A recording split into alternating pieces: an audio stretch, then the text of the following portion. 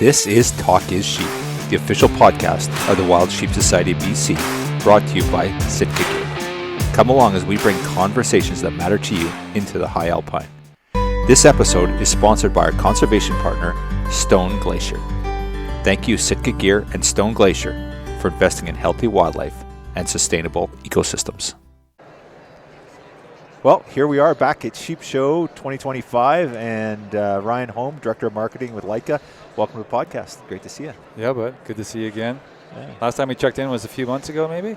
Yeah, it's been a while. Well, you and I did that podcast, so I called it Retiring from Mystery Ranch. You laughed oh, at me, yeah, maybe that's what we did, yeah. Yeah, but we've touched base a few times since then, but we'd done that podcast a while back. It was in between your transition between the two, and now you're in full force with Leica. And how's life treating you? It's good. I worked with the brand. I don't know if we got into that before, but I worked with the brand through Mystery Ranch way back in the day when I feel like hunting media was just starting. Yeah. It's like it was kind of that era of I feel like when I first started doing marketing, it was Instagram and Facebook wasn't even a thing. Right. When would that have been, just so we know, Ryan? Man, that's like 20 years ago? 15? Yeah, I think it was like 14 or 15 years. Yeah. Yeah, it was a while ago, but I remember, so we worked with Leica on a few projects in conjunction with Mystery Ranch, obviously CCAT, and was doing all that stuff. And so I've always had a good connection to the Leica brand. And so when I was looking for a new role and connected with Hamilton at Leica there, and he was just like, yeah, we're looking for a new guy, so if you're interested. So it was, That's awesome. And the cool thing is you didn't have to pull up your Bozeman roots and move to Germany, I guess, eh? So. Yeah, they have an office in New Jersey that's more of their subsidiary, but we directly report to the German office, which is great because it's nice because you're like more involved in the process. You're working on some of the products and some other things like that. So it's similar to Mystery Ranch, which I appreciate, is that you're working with an actual manufacturer that's doing their work at the facilities that they're at. Like they do a lot of all the camera stuff is manufactured in Germany, and all their sport optic stuff is manufactured in Portugal. Right. So it's they're really close. They've got people stationed at each location. Same way at the ranch when I was doing that stuff. We were on site, but we obviously had facilities across the U.S. and overseas that we were working with, but we had people stationed at those locations. So I've always appreciated marketing brands that you're like closer to that manufacturing part, right? Which most people may not be used to, right? Because some of their stuff is produced overseas, or they don't have the affiliation. But the people that are producing the product, and it's really like hand quality made stuff. So right on. So how does it work then? Like obviously, like as a German brand, do they have their own marketing department out of Germany, and then like you work on the U.S. side of things, and how independent are you guys, or how closely you guys work together on that side of things? Yeah, historically, Leica has never had a global head of sport optics. Okay. And so it's within the last, within 24, they hired a new global head of sport optics, a new global head of marketing, VP of marketing, and then I report as the director of marketing to that team. So it's really great. It's the first time they've really dedicated a staff to what they got going on. So we're going to make some leaps and bounds with some of this stuff, and really focused in on the product and what we're doing there. And it's pretty rad. Well, I was over in Atlanta last week, and I ran into Toby over there and some of the leadership team there, and he was just raving about the work that you've done in the few months you've been with the company. So he's really excited to have you on board. And I know you've been hustling, talking to a lot of the brand or the dealers in BC. I know you talked to Omer, and you've been working hard on stuff with him and stuff, and it's pretty exciting to see that energy. Yeah, my hair's been on fire since I've started. It was a steep landing on a very short runway, and then I had to take off. But I chat with Omer at Precision Optics, and he's a great guy. I talked with him on the phone for about 2 hours. He gave me the whole gist of everything that's happening up there, and he's absolutely passionate, right? So we want to support people like that, and make sure that we're there and available for them. And so we're excited about being a part of what you got going on here too. And I've had a relationship obviously with you, maybe through Mystery Ranch over the years. So kind of bringing those things back to the fold and back to what the brand stands for, because I think Leica has been involved in conservation, but have we been as vocal about it as we could be? That's one thing I'm excited to kind of raise up. Yeah, cool.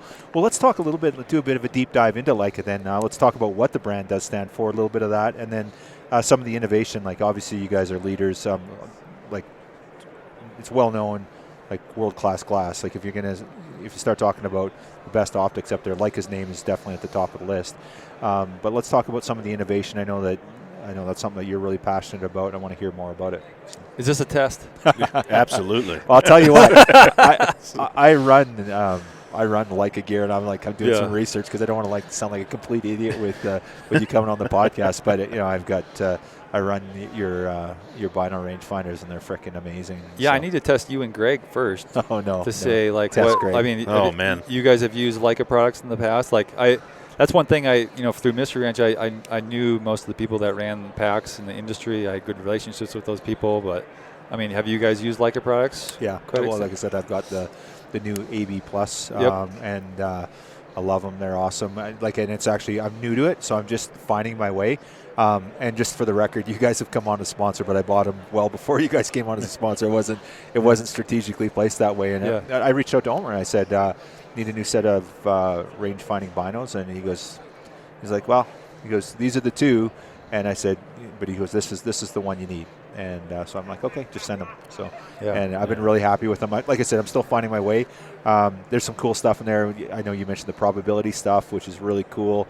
But it's really straightforward, actually. I was thinking there's probably more to it, and the more I research, it seems like there's not much more to it. It's pretty simplistic. Like, I was thinking, do I need to understand this more to do more with it? I'm like, no, just take it for what it's worth and use it properly, and it's going to be good. So yeah, I'd love to hear about it. So. Yeah, for me, like I've known about Leica since I was a photographer, even starting out. And I got my first camera when I was 7 years old, and I've known about Leica for a really long time on the camera side. Mm-hmm. They make incredible optics. It's like a cult following. Yeah. On the camera side, when they bring out a new camera, it's on back order for 3 years. Yeah. It's pretty legit. So they're. It's nice to see commitment on that side to that part of the product, and then on the sport optics side, it's the same type of quality standard that they're looking for there. And so I personally have used Leica even before I worked for Leica. They were pretty surprised. Like, I was in an interview talking with them, and they're like, yeah, I've got 3 pairs of binoculars, 4 rifle scopes, and a spotting scope from you guys. And like, and you bought all that stuff? I'm like, yeah. So I think that was a big win for me, because I've been committed to the brand for so long. But as far as their durability and why they exist, obviously everybody knows that the precision that they go through and the products that they're making, everything that they build in their facility. If you think about it this way, you can't, in their Portugal sports optics facility, you can't just walk in there and get a job. Mm-hmm. You have to actually you have to go through an apprenticeship just to be in the facility. Mm-hmm. So you might be sitting next to somebody else for 4 years before you could have your own station.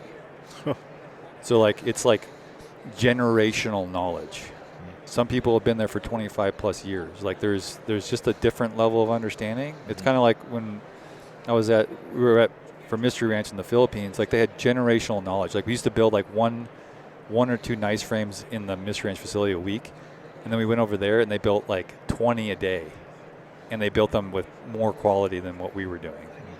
Mm-hmm. The same thing here for Leica. The quality standards are so high, and they're so meticulous. Everything's handmade.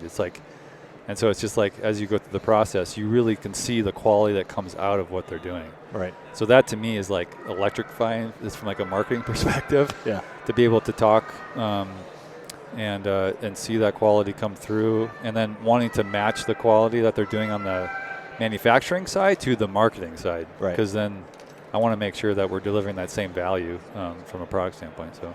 Yeah, it's a great mentorship program. Forces the guys to be right.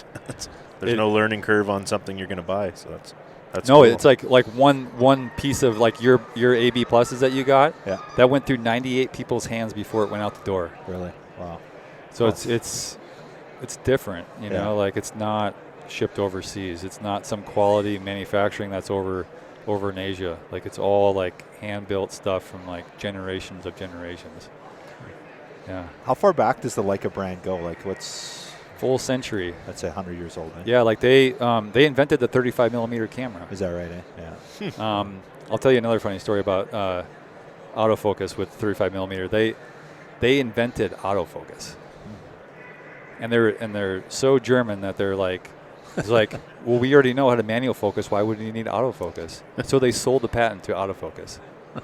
Can you believe that? Wow. And so, but they've been innovating in the industry, and they're still innovating today. It's just that they haven't had somebody like me come in and help kind of realign and create that material for them. So they invented the range-finding binocular. So first brand to do that too, and now they're working towards this kind of strategy with open source software systems. So it's not just the hardware, but it's also the software. And so we've partnered with Applied Ballistics with your AB pluses. Applied Ballistics help structure some of that stuff and build it for us, and then working with like companies like Base Maps for mapping software. So you can drop a pin. So like if you're out in the field, you're in a terrain, which most hunting situations are. You could be in a deep valley if you're sheep hunting. Let's talk, since we're at the sheep show. You look up and see a sheep on the side of the mountain, but it's a couple of miles away. You could drop a pin and where you're ranging, and you can range that and then auto correct it and like leave that pin like there's the sheep. You go walk down the valley floor, pop back up. You can walk towards that pin. How many times have I been elk hunting where I can see that elk in the a couple mountain ranges over, and then you gotta go through like 3 or 4 different ridges, and then by the time you get to that elk, you're kind of like, I think he's in this area somewhere. And maybe you walk by him, you're like, God, where the hell did he go? Yeah. So there's a lot of cool new software things that we're doing. So I think Leica's definitely like best in class from a glass standpoint and housing and the whole hardware side. And now we're innovating towards other brands. I'm not going to mention their names, but they're all like on closed loop systems, so they can't integrate with other companies on their software. So what's the benefit of the open source? I guess like there's the proprietary stuff, which is a benefit, but the open source stuff, I guess now it's the ability for other software providers to create cool interfaces like this amazing platform that they can interacts with your platform, I guess. Eh? Yeah. So it's a lot of innovation it's going to bring to the brand. Yeah, we're also going to partner with OnX. Okay, right on. So that's what I mean. It's like we're they're obviously pushing the industry forward on some things too. So we're going to partner with OnX on a project, which is a big deal. Yeah. On the hardware side, we're working with Olin. I think they're you can see them from here from your booth. Yep. So we're partnering with them on some stuff. So it's just really like we're trying to like integrate Leica into the industry, be partners, be good partners, be good stewards of the hunting space, and just be involved, which is great. Makes my job easier and makes it more fun. So. Well, the cool thing is with open source software like that now, or you're partnering with Olin or Onyx, is now you've got another brand pushing your product, right? So it's like that collaboration goes a long ways. Yeah. Yeah. So. Yeah, so it's been fun. It's exciting, and being able to create content and educational content. Obviously the industry is shifting towards, the more precision hunter, right? Within the industry. Like even me personally, you pull your rifle out like a week or two before hunting season, go to the range, make sure it's zeroed, maybe shoot out to 300 or 400, go hunt. Yeah. And that's for most people. That's the way it's been. But now it's kind of transitioning to that NRL hunter, PRS, but more around NRL hunter is probably more of our sweet spot. But PRS is also in that realm too. But people are going out and shooting these competitions, learning about wind, learning about how to do positional stuff, which becomes very applicable to being on a hunt. You got to kind of get your stuff situated, whether you're up on a tripod or on a stump or something of that nature, or you're shooting off your backpack. Learning to do positional stuff, and then make sure that what you're shooting at, you have a good probability of actually hitting your target. So from all the experience that you do at the range, and then apply that to the field. So. Let's touch a little bit on the probability stuff. So there's that probability calculator on there. Yeah. I haven't played enough with it to fully understand it, but talk a little bit about the innovation and the technology, not the technology, I guess, but like the premise behind that. Yeah, so the original kind of concept actually comes from WES, which is a weapon employment zones. If you've heard that before, it's more of a military application. So it's a probability calculation that the military would use for all of their data to try to figure out exactly, if they had all this data, what would be the probability of hitting their mark. Right. So the same concept applies to what we call, from the hunting standpoint, shot probability. So it's based off the same design. Applied Ballistics helped us with designing that program, which is the only way to access WES. Like, there's no platform where you can go access WES. Right. So the shot probability, when you buy the Leica Geovid AB Plus, you get the shot probability a part of with that binocular, and that's the only way that you can get to it. The Geovid Pro, which is more of our standard model, you don't get shot probability. You get all the other Applied Ballistics ultralight stuff, but for shot probability, it's only on the AB Plus. Okay. And so in the app, have you seen the app before? Yeah, I use it. Yeah, I love it. You do? Yeah. Okay. Yeah, it's so I don't have to super explain cool. it to you. Pull yeah. it up. Well, by all means, we can talk about it. But and I'm just trying to get my handle around it. And I was playing with the settings, and I was trying to make sure. And it was like, I was overthinking. I was talking to Omer, and he's like, "No, dude, it's right there. Like, you don't need to, like, put your." And actually, Omer programmed a bunch of stuff for me ahead of time in the bino itself, right? And then I was playing with the app. Yeah, which is nice, because like, if you're, if some people think that they could think they're a 0.5 mil or a 0.5 MOA shooter, what is your real accuracy up to 400 or 500? Yeah.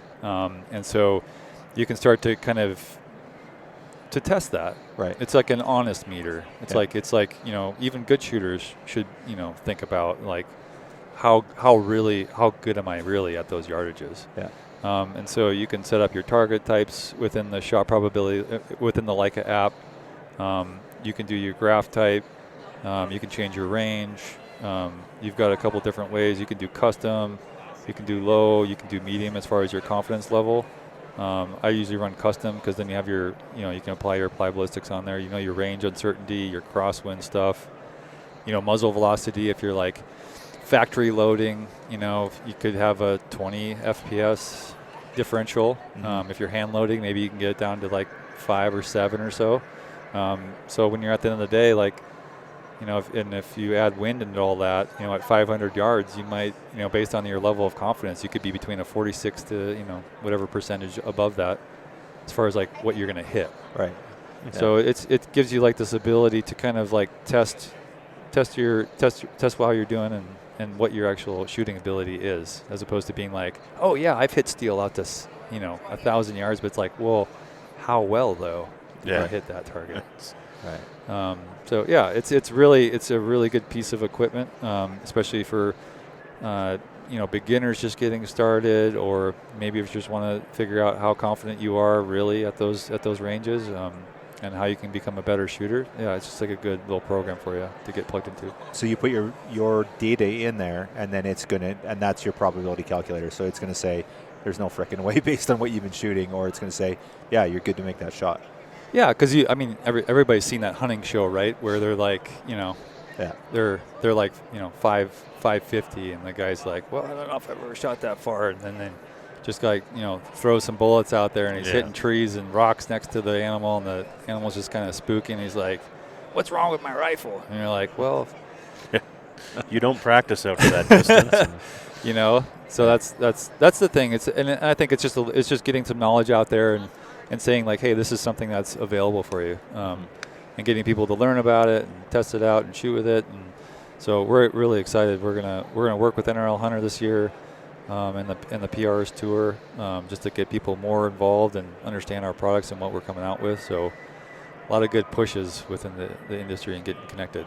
So is that kind of a huge growth side for you guys? I was thinking about, like, you look at a show like this, and like, there's the big optics companies, and there's only so much out there. So on the growth side, like, is that something you look at, and like the precision side of things, that there's a lot more opportunity there? I think so. Yeah, I think there's hunting, and then there's like precision shooting. There's also Leica's pretty involved in the nature side of the business too. There's a lot of people that are bird watchers and other things of that nature, or just like natural wildlife viewers and stuff. So there's a good opportunity and good areas for us to exist in. Obviously we're a camera business too, so taking pictures is a big part of our thing. But I also want to just find a way to, for Leica to engage at that photography level. So at the sheep show, we're sponsoring the photo contest. I thought that was brilliant. I like it. Yeah, super cool. Because Leica is really like we're a creative group. Right. And I want to bring the creative back a little bit to the industry. I think we've gotten a little too focused on product marketing and not as much about the experience. And so that's what I really pride myself in doing, and that's what I've been doing for most of my career. And you're definitely going to help them on that side for sure. That's what you're good at, right? Yeah. So I've always enjoyed that, and I've always appreciated that, and that's why working with the Wild Sheep Foundation, working with Gray. Worked on a few good stories with Randy Newberg and that whole Nevada conservation project that was out there, and the Desert Bighorns, and so yeah. On the brand side, what's the biggest part of the industry? Is it the camera side, probably, I would imagine, or? Yeah, the camera side eclipses sport optics, but I think it's because the sport optics side has been somewhat neglected, and so I'm just trying to come in and help clean it up a little bit and make us a little bit more efficient. And, I think when people associate rangefinders or GeoVid, like GeoVid comes up, like Leica's, I can think back as long. The first show I went to, sheep show I went to, one of the guides there was Johnny Nykirk. Johnny's like, oh no, man, anyone that knows what they're talking about is going to run Leica. That's the way it works, right? He was talking about that 15, 20 years ago or 15 years ago, right? So maybe not. It was a long time ago anyway. So it's you guys certainly have that reputation, I think, certainly on the range finding side of things and stuff. So.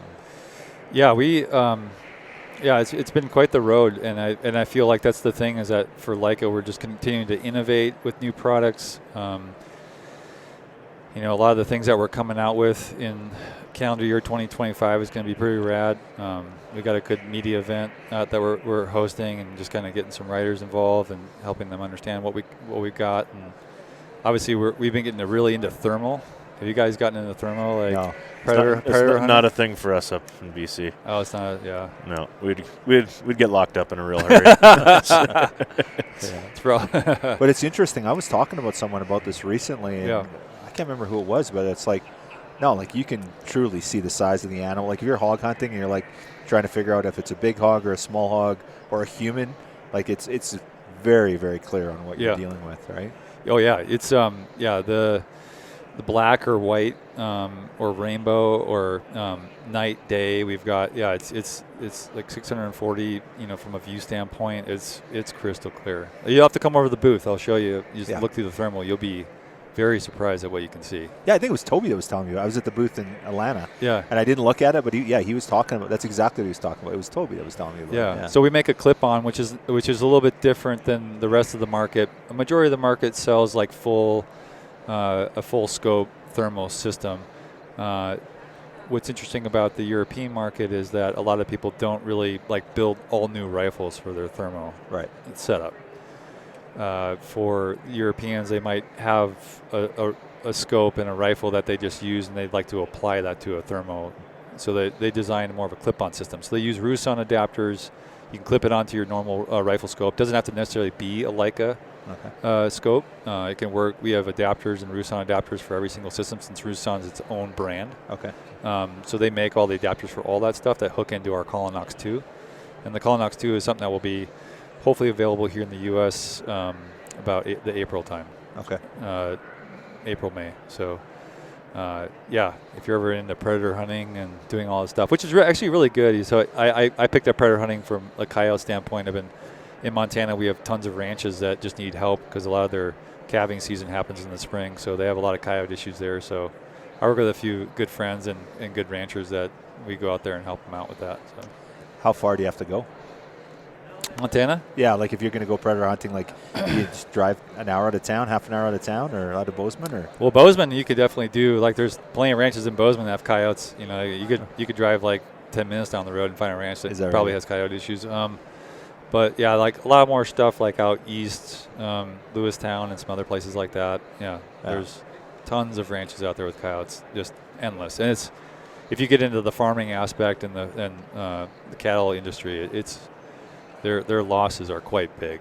Yeah. When it comes to that whole issue. So that's a whole nother topic. I think we need you in Colorado. We'll send Leica over there with some thermal gear there. I think there's joking a little bit there, but not, right? So careful. Yeah.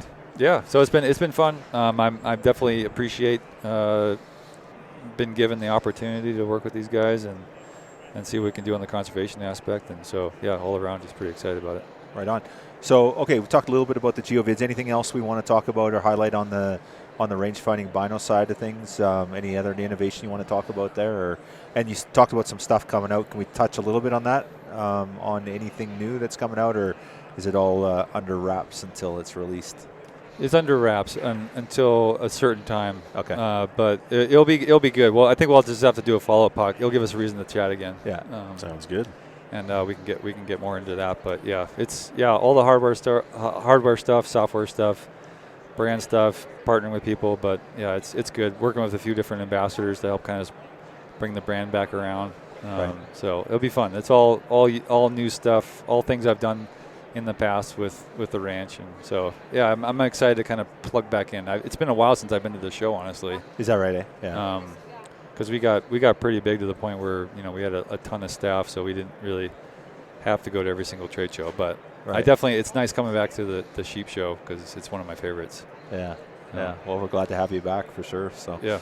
I'm trying to twist your arm to get you up in BC. I know we'll get you there eventually. So I really do. I want to actually come up and see Omer and see what he's got going on. So hopefully it's great. We'll have a few people from Leica up there. And we're excited about it.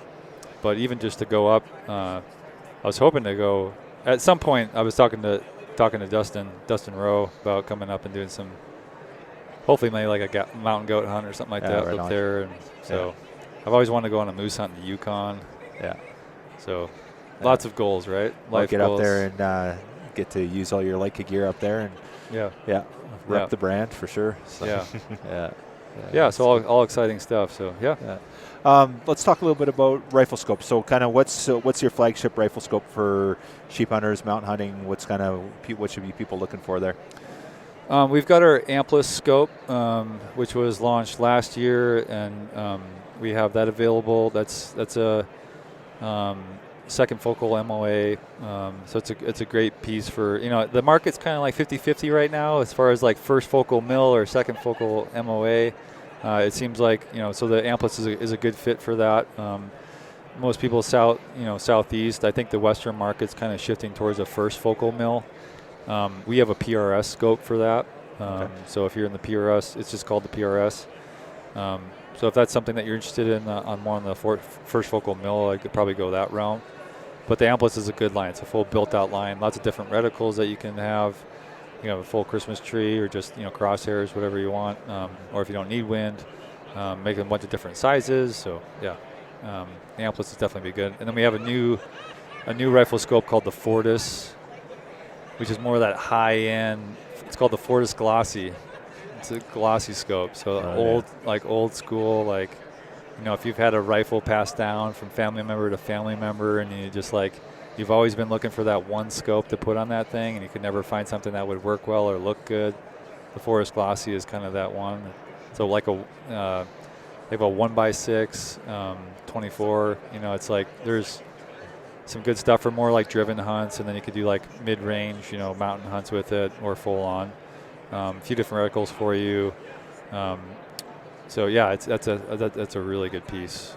Fluoride glass, it's pretty rad. Nice. So that's our new kind of pickup in line for rifle scopes. But I've been using, I've used I think it was the Leica EL is the first one I bought, which was a good rifle, and I had that on my Kimber for almost 8 years before. That was the only rifle I had for that long time.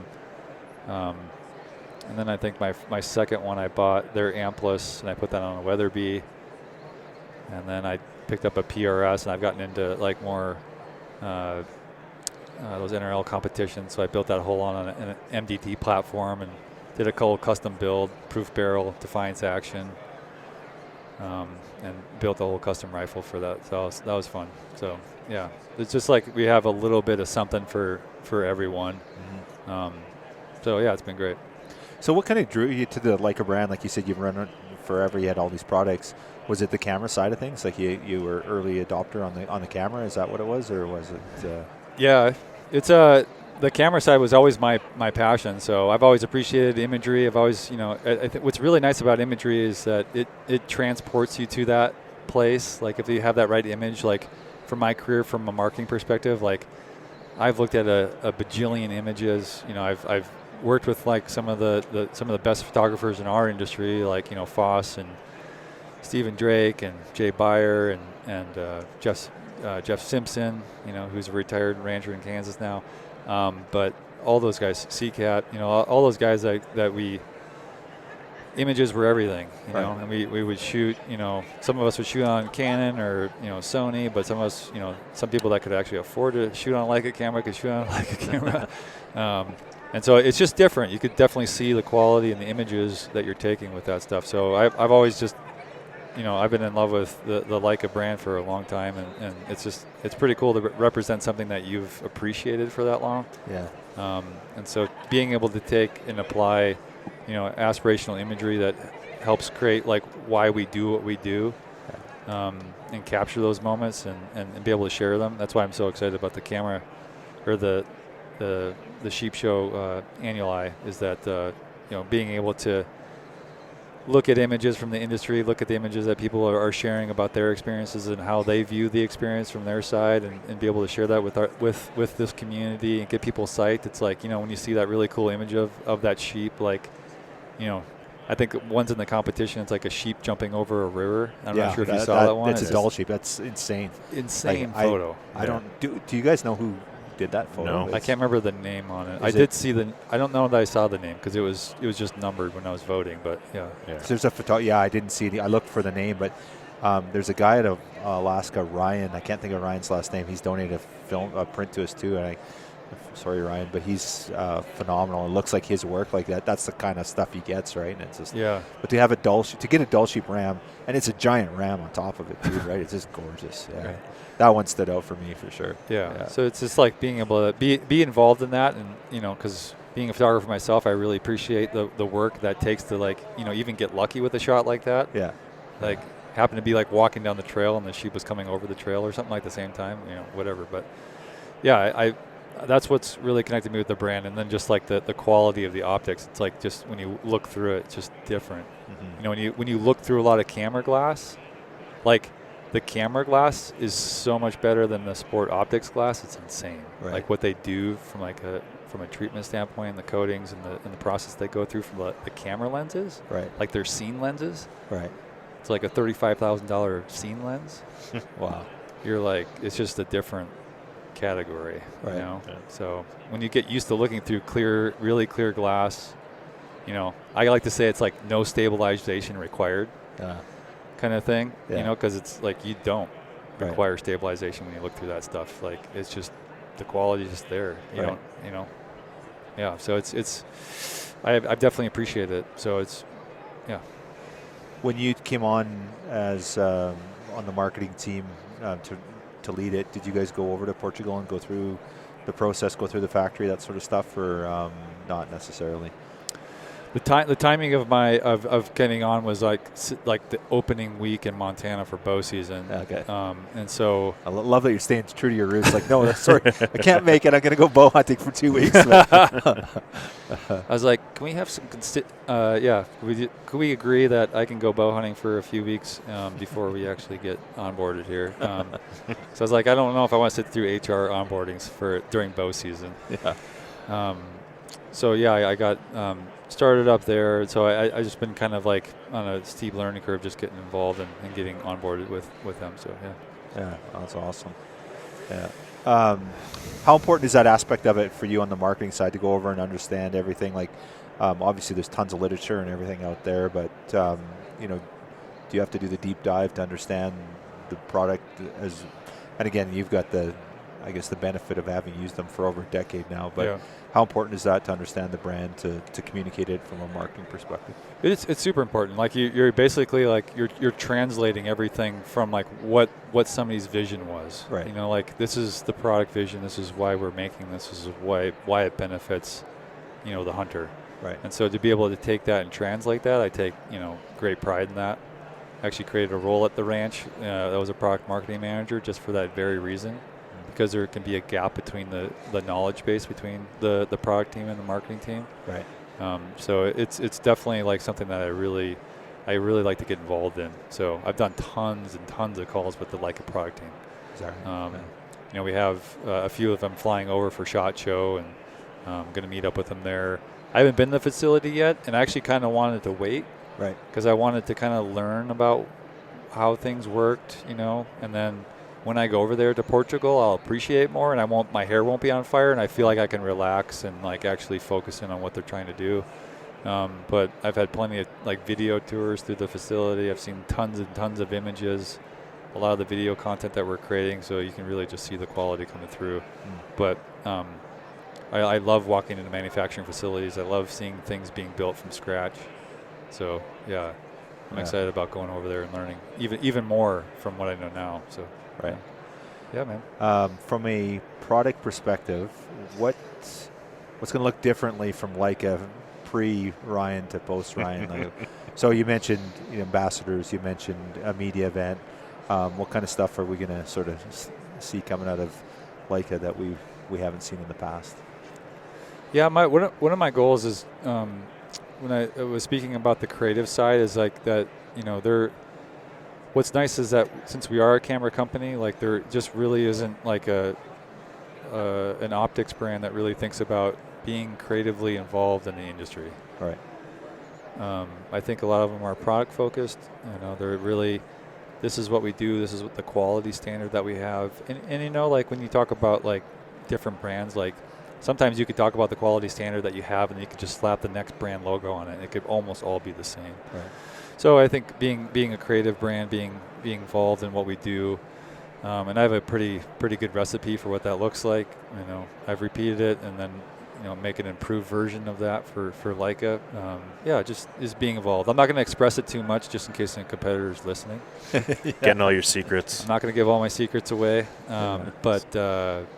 Yeah, in that realm, that's my goal, and so I think that's what will be different. And I think it's also a conservation standpoint too. Like I've helped put 25 different nonprofit partnerships together before. I know the depths of the sea of like how they operate, how they work, and how we make impacts. How we work on individual projects, how we get involved with our time more than money, because I think sometimes money only goes so far. Mm-hmm. Somebody at the end of the day has to actually do the work that the money's being contributed to, which most people don't really think about. Right. So I'm very much a hands-on person when it comes to that. So I just feel like we'll be more involved than we have in the past, and that's what you'll see. Yeah. So and I love that. That wakes me up in the morning. Like. Conservation, habitat, public lands, all those things. I really appreciate them. Do big brands like Leica, do they see the value in the conservation aspect of it? Like, is it? There are a lot of brands that have bought in over the years, like what Mystery Ranch has done. Or so many different brands in our industry, but a brand like Leica, do they appreciate the value? You appreciate that value, and obviously they've donated over the years, so obviously that's a component. But is that something that you're really going to help them move forward with? Is sort of elevating that presence and the importance of involvement? Yeah, because I think sometimes you can work at a lot of brands, and a lot of people aren't even hunters, right? Yeah. But I think that's our job, right? As hunters, to be like engaged with the people that we work with, like even if they're non-hunters, to tell them about the stuff that we're doing and why it's important. I take a lot of takes a lot of energy to do that, but I try to get them involved, try to help them understand why we're doing this, why it's important. I've been on plenty of calls where we're just kind of talking circles until they finally like, because there can be a translation barrier too, right? But it's like we're getting to know each other, we're getting to know why it's important, why we do these things. So it just takes time.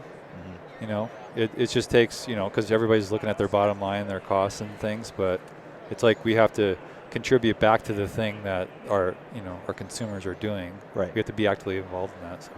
Yeah. Cool.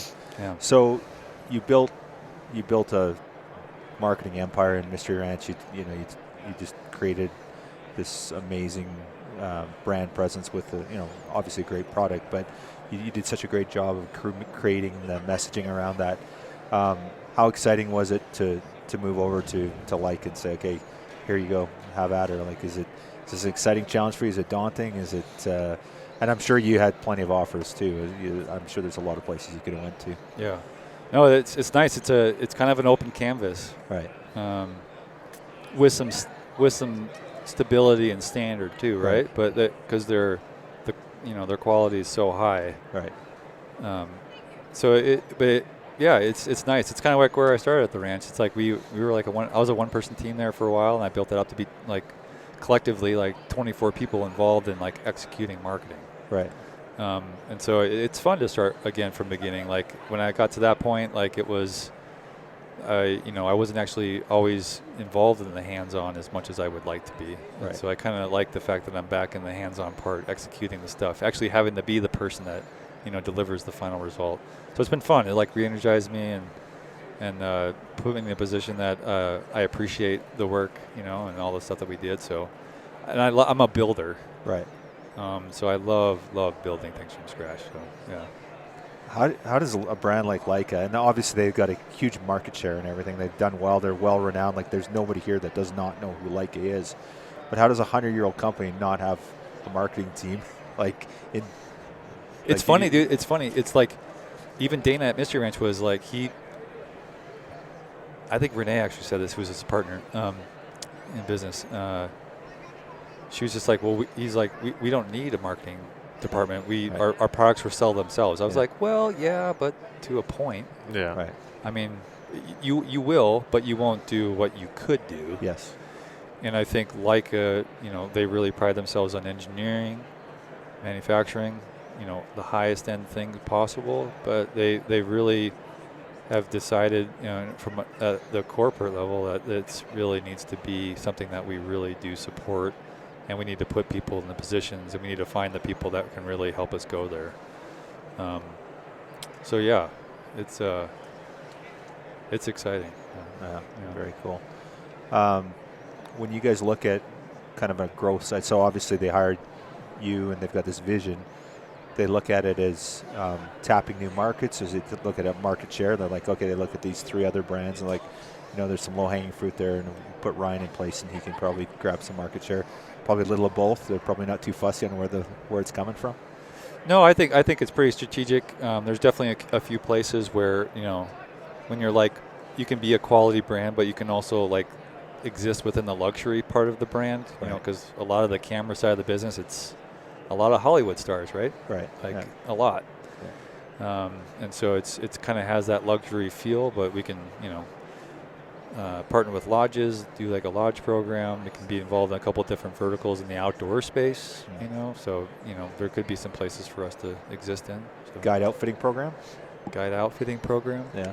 I'm seeing some of that now. Like I think it was Cryptech reached out and they're like, yeah, we got a guide outfitting program and blah, blah, blah. And trying to reach that. And I think brands are starting to be a bit more proactive on that, right? So. Yeah, Butch is doing a good job there. So for sure. Yep. Yeah, very cool. What else on the Leica end of things? What else are we missing? What else do we need to talk about today? I don't know. I think that's a good summary of it. We'll have to talk about some hunt stuff and maybe BC stuff at some point. Obviously, we have to follow up in conversations and some more some business related stuff. But yeah, that's pretty much what we got going on. Come check us out. We're at Sheep Show, obviously, but I'm sure this podcast will air later than that. But I'm sure over the years, but we'll be at NRL Hunter. We'll be at the PRS stuff. So if you listen to that, come check us out. I know NRL is in Canada too, I believe. Yeah, they are. Yeah. So we'll be at some of those locations representing that stuff. If not, like a retail partner that will be there for us. So hopefully we'll start showing up in stores and seeing us in different places and producing a few films and trying to capture some new photography and just all around. Yeah. Very cool. How critical is SHOT is that the most important show that you guys do, or is there other shows, like I'm sure it's in the hunting space, it's probably the biggest show, but is that by far the most important one that you guys are front of mind and center? Yeah, they actually have a German pavilion. In the German pavilion, they actually take any company that's in Germany, they have a German pavilion where you can be a part of that. We were, in the past, had a booth at SHOT Show, but we don't have one this year. I'm going to try to get us back into the door. But yeah, I'm doing like an industry event. It's like a writers event, so we'll have some stuff there going on there. This is at SHOT. Yep. Is this the media event that you talked about earlier? Yeah. Okay, and then cool. we'll do. We went to Dallas Safari Club last week. We are here, and then we go to SHOT, and then we fly halfway through the week. We fly down to SCI for Nashville, and then in February we go to Western Hunt. Okay. So, doing all of the things. Running the gauntlet this show season, eh?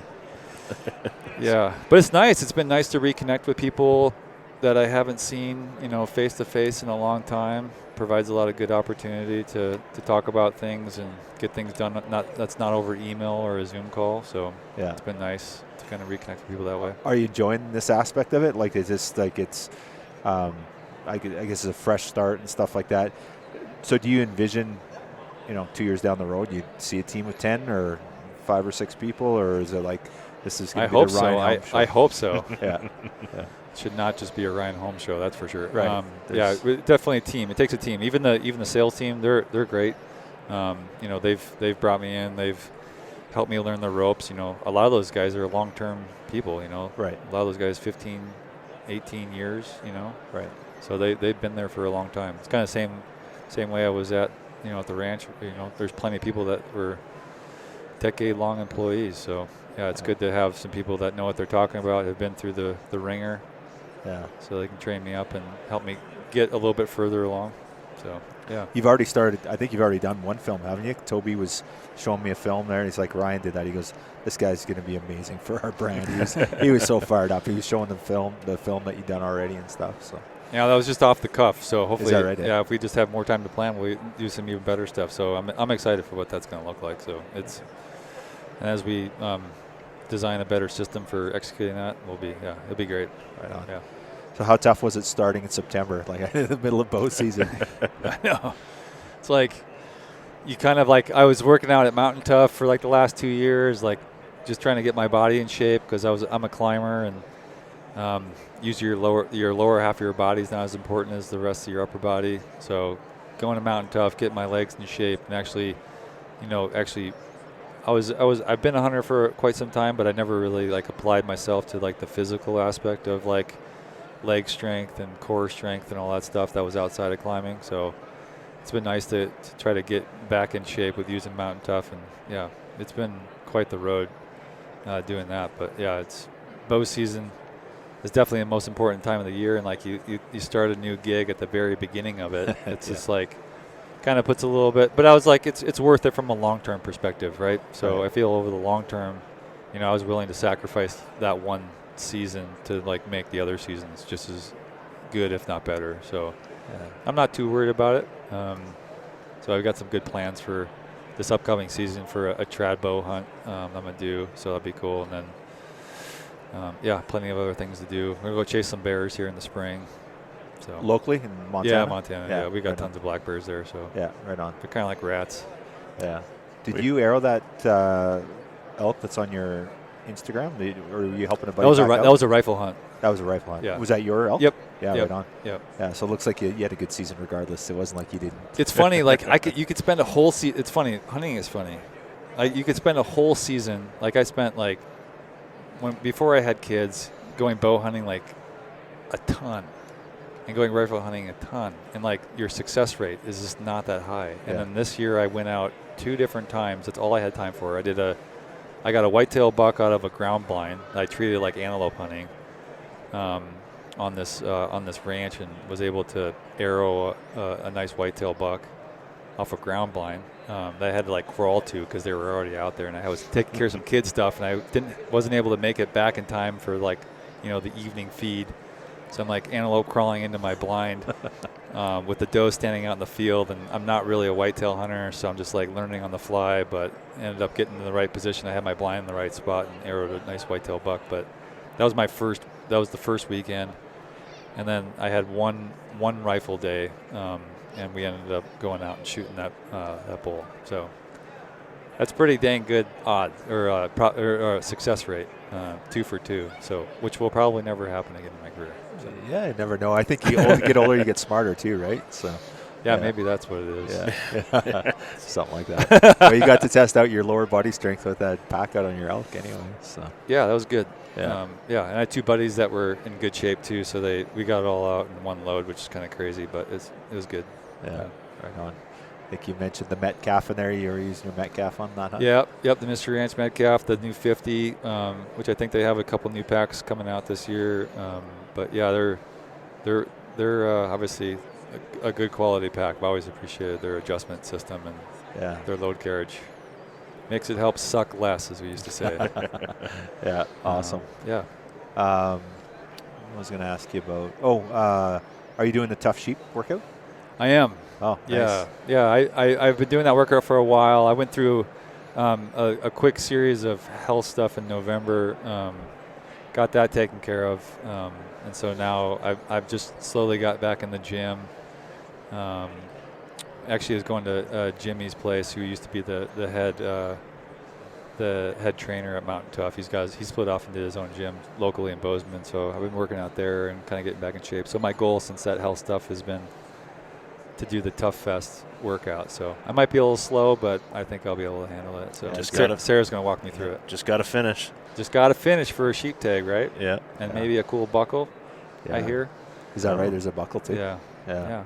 So that's pretty cool. Well, it's pretty cool to see that they're doing that program. I think it's going to be pretty exciting, and somebody's going to get that Dull Sheep hunt. So. Yeah, and Dustin and those guys, Weston and Nate and Sarah, all of them, Eric, the whole Mountain Tough crew. They might seem big, but they're a pretty small crew, and they're absolutely crushing it. They're doing a good job. They've got a good culture focus. Very welcoming and really thinking about how to improve us as a community. So it's nice to have them. It's like we originally. So when we first.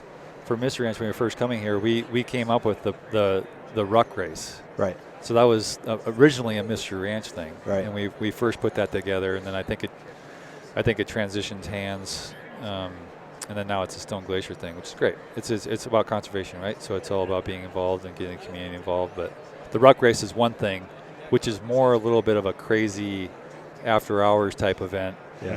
Where there's some people tripping over themselves and running around and obstacles. And I remember one guy was like full on sprinting one year, and his like foot caught on something, just a full face plant with all the weight on his back, and he had like a big rug rash on his face.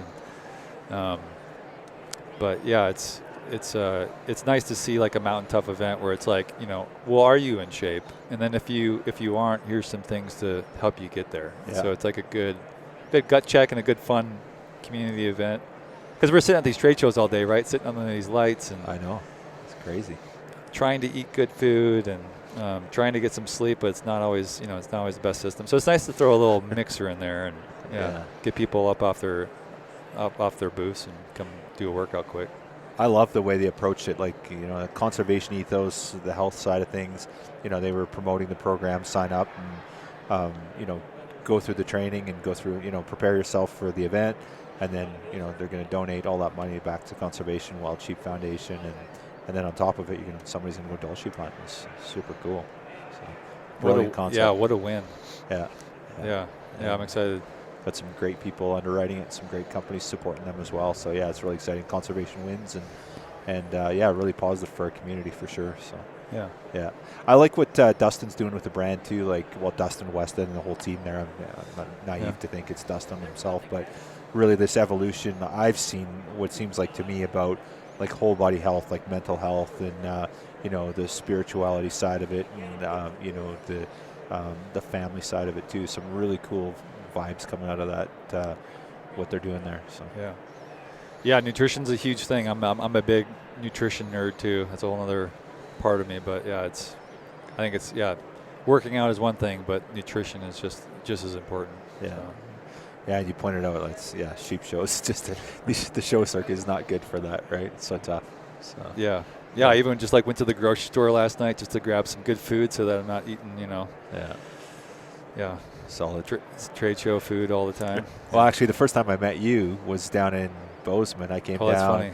Yeah. And we met at the co-op, and you're like, oh, let's meet at the co-op. And I'm like, okay. And that's a cool spot. And every time I'm in Bozeman, I go there and load up. Such great food. And, you were eating healthy, and it was inspiring. But yeah, it's so funny. My buddy was telling me the other day, we're hunting buddies, and he's like, we're out in the backcountry, just like, going out and being out the day, and we pull up to grab some food out of our bag. And he's like grabbing all these bars, and every bar and he's just pulling all these bars, and then he like looks over at me. He's like, "You brought fruit again, didn't you?"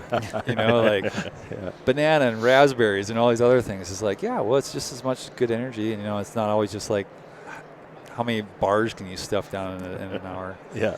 But yeah, so it's good. Yeah. Awesome. Well, it's been great today. Really excited that you're working with the Leica brand, and really excited to be working with you guys. I know you guys have stepped up and are supporting us here in BC. And so for our listeners, you guys are going to be, you got a couple guys coming up to the expo. You're going to be in Omer's booth there. So Omer's going to have all your products there, and everyone could try it out and hopefully pick up some really good gear. And then we're going to keep harassing you, get you up there one of these years. So yeah, I'd love to. Either for a conservation project or the show, or yeah, that'd be great. Well, and as you expand this out, and I know you guys work with a lot of national brands, but it'd be cool if we could almost partner on something in British Columbia where maybe the foundation's involved, Leica's involved, and it's like on the ground, and we're doing some real habitat work or some really cool projects. And for me, that's the Hail Mary when we get everyone. The money's part of it, but we get the tell conservation story, all that sort of stuff. It's so important, right? It'd be really cool to partner on that stuff. And I know a lot of people you've worked over the years, ambassadors. You've worked with Adam and guys like that. And Adam's really invested in British Columbia and a huge supporter of the society. So there's probably some natural connections somewhere in there. So that's already in the works. Awesome. Oh, yeah. Leica would be a good one for our sheep counts. Yeah, for sure. Hey, get your optics on the river. Totally. Exactly. Ryan's like, shut up, man. Don't tell the competitors, right? Yeah. Awesome. Well, I appreciate your time today, Ryan, and hope you have a great show. We'll come over to the booth and hang out. And say to Toby and the crew and everything, and just thanks for all you do, and look forward to many good things in the future. Yeah, but thank you. Right. See you.